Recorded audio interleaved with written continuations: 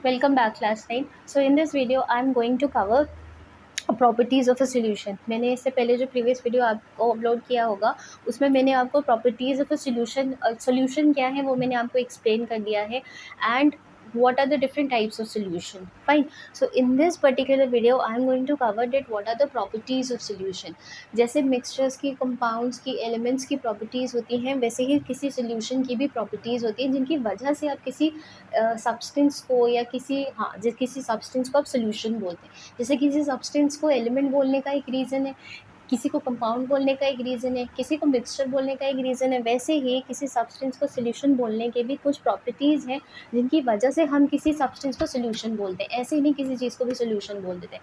अगर ये properties exist कर रही हैं तो वो सॉल्यूशन है, अगर ये प्रॉपर्टीज़ नहीं हैं तो वो या तो वो सस्पेंशन होगा या तो वो कोलॉइड्स होगा।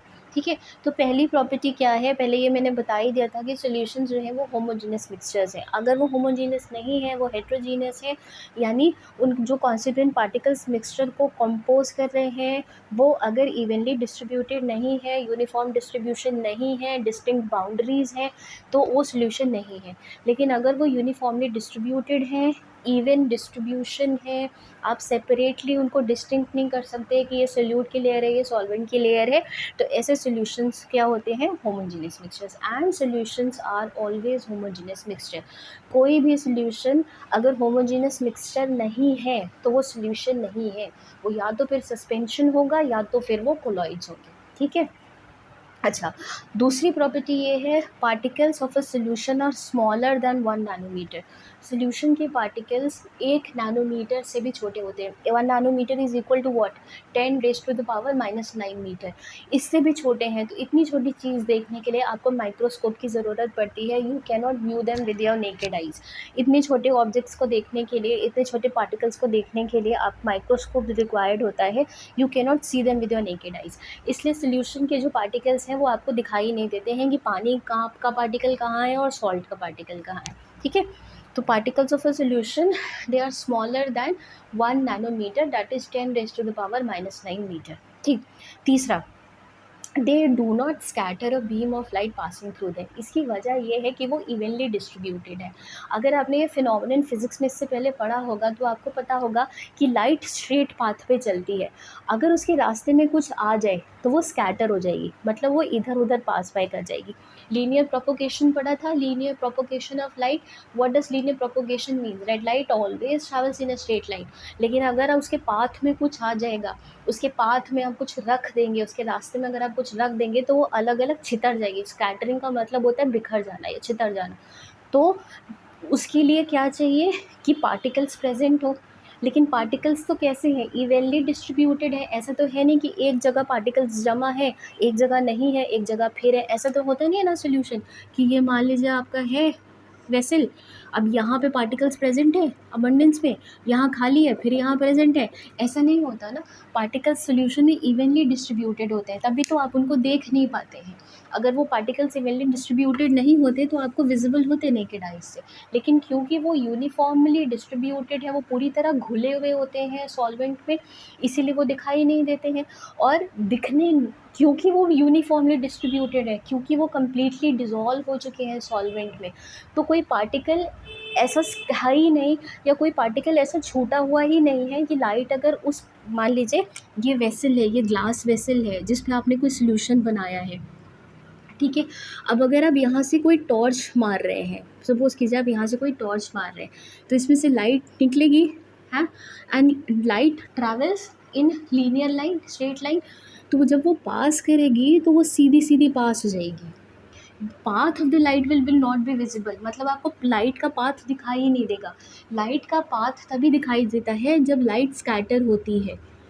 ठीक है, आपको लाइट, जब आप सुबह पर्दा खींचते हैं घर का, तो आपको लाइट क्यों दिखाती है, डस्ट के पार्टिकल्स डांस करते हुए दिखते हैं। डस्ट के पार्टिकल्स, ऐसा लगता है कि आपने जैसे ऐसे हल्का सा पर्दा खींचा तो धूल के पार्टिकल्स जो हैं वो डांस करने लगते हैं, वो वाइब्रेट होते हैं, बेसिकली वाइब्रेशन होता है वो, इसीलिए आपको दिखाई देते हैं क्योंकि वो पार्टिकल्स लाइट को स्कैटर कर रहे हैं और लाइट इन टर्न उन पार्टिकल्स को विजिबल कर रही है, वरना वो प्रेजेंट होते हमें दिखाई नहीं देंगे। दिखते क्यों नहीं है, अभी भी अगर I am standing in this room, all around me there are dust particles, but I cannot see them because they are not getting scattered, because they are not scattering light. लो जब लाइट को scatter करेंगे तब light मुझे visible होगी, तो मुझे light का पाथ दिखाई देगा। तो इसका मतलब है कि लाइट को स्कैटर करने के लिए पार्टिकल्स चाहिए जो उसको स्कैटर करे, उसको इधर उधर बिखेर दे। लेकिन क्योंकि सॉल्यूशन में पार्टिकल्स यूनिफॉर्मली डिस्ट्रीब्यूटेड है, वो ऐसे एक जगह पे इकट्ठा नहीं है, तो जो लाइट का पाथ है वो स्कैटर नहीं होता। जो लाइट की बीम है वो आपको उसका पाथ दिखाई नहीं देगा जब आप टॉर्च जलाएंगे या फ़ोन की लाइट जलाएंगे और उस वेसल के सामने रखेंगे जिसमें सॉल्यूशन है। Fine. So you cannot see, you cannot observe a path of light और beam of light in a true solution. Fine. So they do not scatter a beam of light passing through them. इसीलिए light का path visible नहीं होता है। मैं क्या बोल रही हूँ समझ में आया? लाइट को स्कैटर होने के लिए पार्टिकल्स चाहिए। पार्टिकल्स गुच्छे में प्रेजेंट होते हैं, एक जगह पे होते हैं, ऐसे पैचेस में प्रेजेंट होते हैं। लेकिन सॉल्यूशन में क्या है, पैचेस में प्रेजेंट ही नहीं है, वो तो यूनिफॉर्मली डिस्ट्रीब्यूटेड है, वो पूरी तरह घुले हुए हैं सॉल्वेंट में। तो जब पार्टिकल्स ही नहीं है तो लाइट का पाथ स्कैटर नहीं होगा, और अगर लाइट का पाथ स्कैटर नहीं होगा तो लाइट आपको दिखाई नहीं देगी, path of light will not be visible to you. समझ में आ गई ये चीज़? Next, a solution is stable. A solution is stable का मतलब है कि अगर आप थोड़ी देर के लिए सॉल्यूशन को जिस भी वेसल में, जिस भी गिलास में, जिस भी बर्तन में आपने सॉल्यूशन बनाया, मान लीजिए फॉर इंस्टेंस अगर आप टेस्ट करना चाहते हैं, एक छोटे से ग्लास में, ट्रांसपेरेंट ग्लास में नमक और पानी को घोल लीजिए, चीनी और पानी को घोल लीजिए और कुछ देर के लिए उसको एज इट इज़ रख दीजिए, घोल के, अच्छी तरह घोल के। आप खड़े रहिए, 1 घंटा खड़े रहिए, 2 घंटा खड़े रहिए, उसको ऐसे ही रखा रहने दीजिए, रात हो जाने दीजिए, अगला दिन हो जाने दीजिए, आपको कभी 2 लेयर मिलेंगी ही नहीं। What I mean to say is that particles of a solution do not settle down when you leave them undisturbed. मतलब पार्टिकल्स जो होते हैं सॉल्यूशन के, वो कभी भी नीचे बैठेंगे नहीं, बेस पे बैठेंगे नहीं। जिस भी वेसल में, जिस भी ग्लास में आपने सॉल्यूशन बनाया है, उसके बेस पे आपको कभी भी सॉल्यूशन के पार्टिकल्स नहीं मिलेंगे, सोल्यूट पार्टिकल्स नहीं मिलेंगे। वो इसलिए क्योंकि वो इवनली डिस्ट्रीब्यूट हो चुके हैं। वो बिल्कुल जो सॉल्वेंट के बीच में स्पेसेस हैं, ये मैंने गैस लिक्विड और जो आपके जो सॉलिड स्टेट के इंटरनल स्ट्रक्चर था उसमें एक्सप्लेन किया था कि जो लिक्विड के पार्टिकल्स होते हैं उनके बीच में स्पेसेस प्रेजेंट होती हैं। तो जब आप पानी के बीच में सॉलिड सॉल्ट या शुगर डालेंगे तो वो जगह ऑक्यूपाई कर लेगा, ये स्पेसेस ऑक्यूपाई कर लेगा, और इसीलिए इवनली डिस्ट्रीब्यूट हो जाते हैं। ठीक है, क्योंकि जो स्पेसेस प्रेजेंट थी उन वो सॉलिड पार्टिकल्स ने ऑक्यूपाई कर ली, तो जगह ही नहीं बची एक्स्ट्रा पार्टिकल्स के लिए। तो इसीलिए क्योंकि ये पूरी तरह इन जगहों को ऑक्यूपाई कर चुके हैं, इनमें फिक्स हो चुके हैं अच्छे से, तो वो नीचे बैठेंगे ही नहीं। नीचे वही पार्टिकल बैठेगा जो इन जगह में, इन स्पेसेस में ठीक से अब्जॉर्ब नहीं हुआ है, ठीक से उन जगहों पे फिक्स नहीं हुआ है। तो जब आप उसको छोड़ देंगे तो वो नीचे बैठ जाएंगे। जैसे अगर पानी में मिट्टी है, सपोज़ कीजिए आपके घर में गंदा पानी आ गया है, जैसे बारिश के टाइम पे बहुत गंदा पानी आ जाता है, और उस गंदे पानी को थोड़ी देर नीचे छोड़ दें। If you leave that water undisturbed for some time, collect करके उसको अगर आप छोड़ देंगे थोड़ी देर के लिए, तो आपको पानी और सैंड अलग अलग मिलेगा। वो इसलिए होता है because it is not a homogeneous mixture, it is a heterogeneous mixture. Homogeneous mixture का मतलब है कि पूरी तरह कंप्लीट डिसोल्यूशन हो चुका है, कंप्लीटली डिज़ोल्व हो चुका है सोल्यूट सॉल्वेंट में।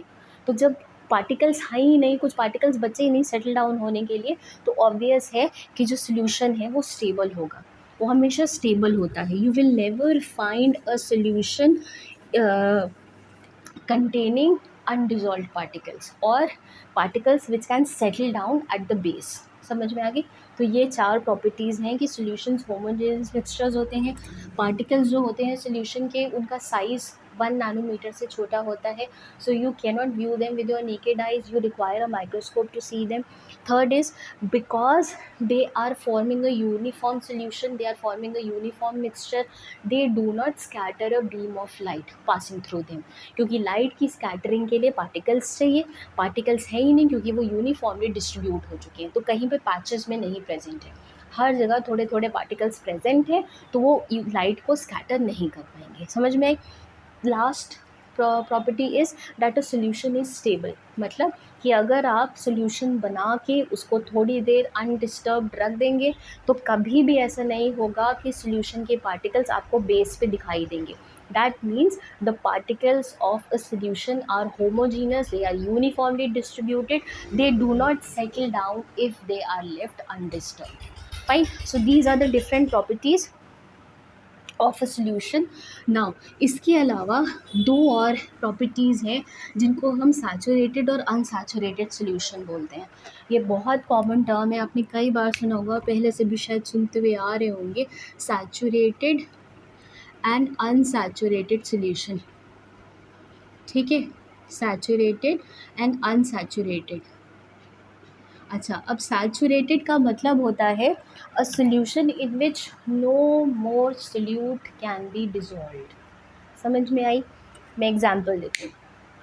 एक ग्लास लीजिए, उसमें 4 चम्मच चीनी डालिए, 4, 5, 6 आपको जितनी भी डालनी, स्टर करते रहिए, करते रहिए, करते रहिए.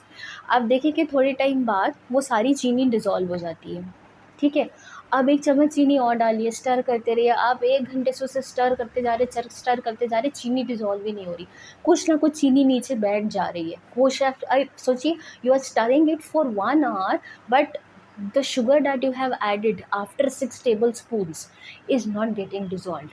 तो ऐसे सोल्यूशन को क्या बोलेंगे? सैचुरेटेड. मतलब वो इसलिए होता है कि सपोज़ करो आपने कोई लिक्विड लिया, ठीक है, पानी लिया, लिक्विड के बीच में स्पेसेस हैं, ठीक है, अब आपने इसमें चीनी डाली, तो जितनी खाली जगह थी वो चीनी ने ले ली. अब जब सारी खाली जगह भर गई तो जो एक्स्ट्रा चीनी डाल रहे हो वो जाएगी कहाँ? वो डिज़ोल्व कैसे होएगी? क्योंकि चीनी डिज़ोल्व कब हो रही है? Why is it sugar getting dissolve? Understand this. Sugar dissolve ही क्यों हो रही है? क्योंकि पानी के मॉलिक्यूल्स के बीच में स्पेस है. जब तक स्पेस है तब तक चीनी डिज़ोल्व होती रहेगी. जब स्पेस ख़त्म, चीनी डिज़ोल्व होना ख़त्म. सिंपल सी बात है. ठीक है, तो जब स्पेस ही नहीं बची तो जो चीनी के पार्टिकल्स आप एक्स्ट्रा डाल रहे हैं वो जाएंगे कहाँ? उनको जगह ही नहीं मिलेगी, तो वो नीचे सेटल होने लगेंगे. They will start settling down at the bottom. ठीक है, तो ऐसे सोल्यूशन को हम क्या बोलते हैं? तब हमें समझ में आता है कि सोल्यूशन सैचुरेट हो गया. सैचुरेट का मतलब कि जो उसकी खाली जगह थी, जो लिक्विड मॉलिक्यूल्स के बीच की खाली जगह थी, वो पूरी तरह ऑक्यूपाई हो चुकी है. अब खाली जगह नहीं बची है, इसलिए आपको बाहर जाना पड़ेगा. जैसे आप किसी ऑडिटोरियम में जाते हैं फंक्शन अटेंड करने, कोई आपकी इवनिंग है, कोई म्यूज़िकल इवनिंग है, मान लीजिए वो जैम पैक्ड है. ठीक है, सपोज़ करो 1000 लोगों के बैठने की जगह थी, 2000 लोग आ गए, तो क्या होगा? आप ठूस के तो नहीं बिठा सकते ना, तो 1000 लोग आपको बाहर वापस करने पड़ेंगे, क्योंकि वो सिर्फ 1000 लोगों की सीटिंग कैपेसिटी है. समझ में आई वही चीज़? तो ऐसे ही इन लिक्विड मॉलिक्यूल्स के बीच की स्पेस जो है, उसमें जब जगह भर जाएगी, वो जब पूरी तरह शुगर मॉलिक्यूल्स ऑक्यूपाई कर लेंगे, तो जब जगह ही नहीं बचेगी तो ऑब्वियस है कि चीनी के मॉलिक्यूल्स नीचे बैठने शुरू हो जाएंगे. तो ऐसे सोल्यूशन को हम क्या बोलते हैं? सैचुरेटेड. सैचुरेटेड का मतलब है कि स्पेस भर गई, जगह भर गई, अब भाई और डिज़ोल्व नहीं कर सकते. इससे ज़्यादा चीनी अब मेरे बस की नहीं है कि मैं डिज़ोल्व कर सकूँ. ठीक है, और अनसैचुरेटेड सॉल्यूशंस इसके उल्टे होते हैं. मतलब ऐसे सॉल्यूशंस जिनमें अभी भी स्पेस बाकी है, solutions in which more of a solute can B dissolve. लेकिन ये किसी गिवन टेम्परेचर और प्रेशर कंडीशन पे होगा, ये हर टेम्परेचर पे नहीं होगा. इनकी टेम्परेचर कंडीशंस कांस्टेंट होती हैं. समझ में आ गया? Specific temperature and pressure. और अनसैचुरेटेड सॉल्यूशंस क्या होते हैं? ऐसे सॉल्यूशंस जिनमें स्पेस है और उनमें आप और चीनी डालेंगे तो वो डिज़ोल्व हो जाएगा. आप किसी भी सैचुरेटेड सॉल्यूशन को अनसैचुरेटेड बना सकते हो अगर आप उसे हीट कर दो. अब ये क्यों होता है, ये अगर आपको मालूम है, ये फिनोमिनन से आप वाकिफ़ हैं, आपको मालूम है कि गर्म करने से सैचुरेटेड अनसैचुरेटेड क्यों हो जाता है, तो मुझे कमेंट सेक्शन में लिख के बताएगा. I would be more than happy. लेकिन अगर आपको नहीं पता है कि सैचुरेटेड अनसैचुरेटेड में कैसे कन्वर्ट हो सकता है, गर्म करने की वजह से ऐसा क्या होता है कि सैचुरेटेड जगह बन जाती है और चीनी के मॉलिक्यूल्स या नमक के मॉलिक्यूल्स डिज़ोल्व होना शुरू कर देते हैं. तो please write in the comment section कि आप एक बार एक्सप्लेन कर दीजिए, मैं एक्सप्लेन कर दूँगी इसको. Fine. So with this I am leaving you. अगर आपको नहीं पता है कमेंट सेक्शन में मेंशन कर दीजिएगा. Thanks for watching.